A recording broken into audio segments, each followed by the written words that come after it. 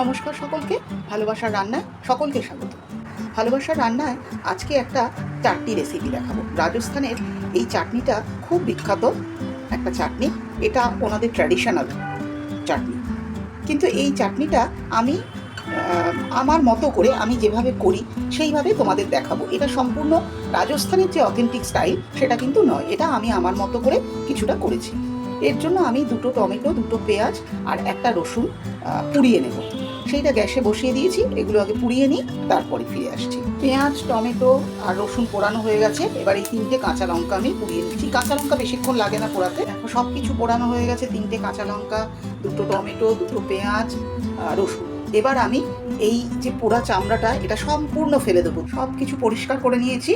বেগুন পোড়ানোর পরে যেভাবে আমরা বেগুনের খোসা ছাড়াই ঠিক সেইভাবে ছাড়িয়ে আমি জল দিয়ে একটু ধুয়ে নিয়েছি, যাতে টুকটাক যে কালো অংশগুলো সেগুলো চলে যায়। সব পরিষ্কার করে নিয়েছি। এবার আমি এগুলোকে খুব ছোট ছোট করে কুচিয়ে ফেলবো। আর ছোটদের জন্য বলি, তোমরা এরকম একটা ছাঁকনির মধ্যে না কাঁচা লঙ্কা আর রসুনের কোয়াগুলো ছাড়িয়ে নিয়ে গ্যাসের ওপর ধরে একটু নাড়াচাড়া করে এটাকে পুড়িয়ে নেবে, তাহলে অসুবিধে হবে না তোমাদের। এইগুলোকে আমি ভালো করে কুচিয়ে নেব। দেখো আমি এগুলো সব কুচিয়ে নিয়েছি, পেঁয়াজ, কাঁচা লঙ্কা, রসুন, টমেটো। আর টমেটোর আমি যেরকম বীজ দিই না, তাই সেগুলো আলাদা করেছি। তবে এই টমেটোর জলটা কিন্তু আমি দিয়ে দেবো, ছেঁকে নিয়ে দিয়ে দেবো। এই বাটিটার মধ্যে আমি এগুলো সব তুলে নেব। দেখো এগুলো আমি সব এর মধ্যে তুলে নিয়েছি, পেঁয়াজ, রসুন, কাঁচা লঙ্কা, টমেটো। এবার এর মধ্যে আমি ওই যে টমেটোর জলটা সেটা দিয়ে দেবো। একটা ছাঁকনি নিলাম, নিয়ে এইভাবে ঢেলে দেবো। টমেটোর যে রসটা সেটা এর মধ্যে পড়ে যাবে, আর এই বীজগুলো ফেলে দেবো। এক মুঠো ফ্রেশ ধনেপাতা নিয়েছি, খুব ভালো করে কুচিয়ে নিয়েছি, এটা আমার কাজে লাগবে। আমি এই এক মুঠো চিনে বাদাম ভেজে নিয়েছি, এটাও আমার কাজে লাগবে। চিনে বাদাম আমি ভেজে নিয়েছি, এটা গুঁড়ো করব। এটার সাথে আমি এই যে এখানে রসুন কুচি দিয়েছি, সেই রসুন কুচি খানিকটা দিয়ে দেবো। এই রসুন আর বাদামের সঙ্গে সামান্য একটু ধনেপাতা দেবো আমি বেটে নেওয়ার জন্য। আর তোমরা যদি কেউ রসুন বেশি ভালো খাও, তারা রসুনের পরিমাণটা একটু বেশি দিতে পারো। আর সামান্য একটু লঙ্কার গুঁড়ো দিলাম। আমি যেহেতু কাঁচা লঙ্কাগুলো দিয়েছি, এখানে যদি কাঁচা লঙ্কায় ঝাল বেশি থাকে তাহলে তারা কাশ্মীরি লঙ্কা দিতে পারো। আমি এমনি লঙ্কার গুঁড়োই দিলাম, হাফ চামচ দিলাম দুবারে। এবার এটা আমি বেটে নেবো, এক ফোঁটাও জল এখানে ব্যবহার করব না। এই দেখো সবগুলো একসঙ্গে আমি বেটে নিয়েছি। আমি এখানে ধনেপাতাটা দেওয়ার কারণ হচ্ছে, যেহেতু আমি একদম জল দেবো না আর মিক্সিতে বাটবো, তাই যাতে বাটাটা ভালো করে হয়। এটা জল ছাড়া দিয়েছি। এবার আমি এটা এর মধ্যে দিয়ে দেবো। এই বাদাম, রসুন, ধনেপাতা যেটা বাটলাম সেটা দিয়ে দিয়েছি। এবার আমি এর মধ্যে নুন দেবো, অল্প করেই দেবো, কারণ একটু বিট নুন ব্যবহার করব আমি। আর দেবো এই ধনেপাতা থেকে কিছুটা ধনেপাতা। এবার ধনেপাতা যারা ভালো খাবে তারা একটু পরিমাণে বেশি দিতে পারো। আমি এখানে এতটুকু বিট নুন দিলাম, লাগলে দিতে পারবো। আর এইখানে আমি খুব সামান্য একটু চিনি দেব, যেটা কিন্তু অথেন্টিক এই চাটনিতে দেওয়া হয় না। আমি প্রথমেই বলেছি এই চাটনিটা আমি আমার মতো করে করি। এইটুকু গুঁড়ো চিনি আমি এখানে দেব। আঁচটা একদম সিম থাকবে। এবার আমি এখানে সর্ষের তেল দেবো, 2 চামচ মতো সর্ষের তেল আমি দেব। যেহেতু রাজস্থানের চাটনি ওনারা তেল একটু বেশিই খান, তাই এটা আমাদের একটু তেল বেশি দিতে হবে। খুব কার্পণ্য করলে খুব একটা ভালো লাগবে না, ওই স্বাদটা আসবে না। তাদের খাওয়া বারণ, তারা একটু কমই দেবে। তেলটা কিন্তু একদম সাংঘাতিক গরম করে ধোঁয়া ওঠা করবো না। তেলটা গরম হয়ে গেছে, আমি দেখে নিয়েছি।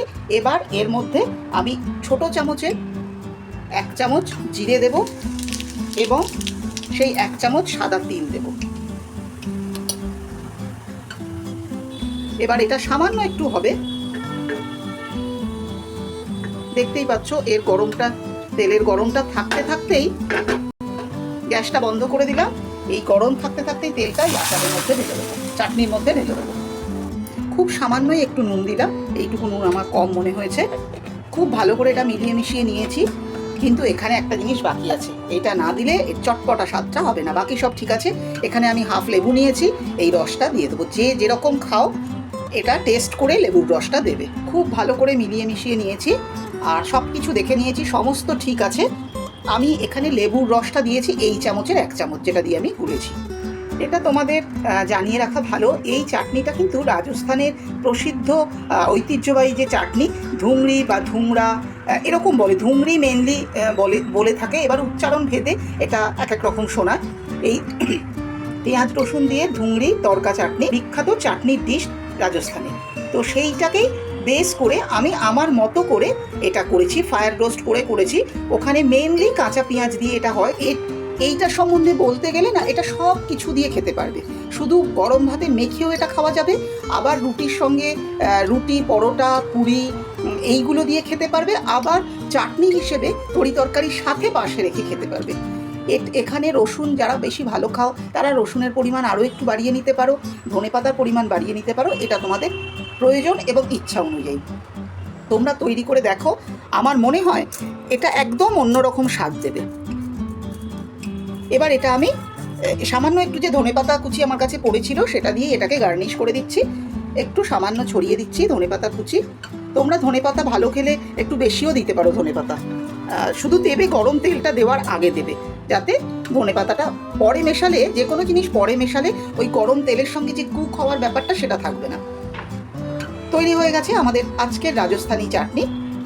পেঁয়াজ, রসুন, টমেটো, ধনেপাতা, কাঁচা লঙ্কা দিয়ে একটা অসাধারণ স্বাদ। তোমরা নিজেরা তৈরি করে না খেলে এর স্বাদটা বুঝতে পারবে না।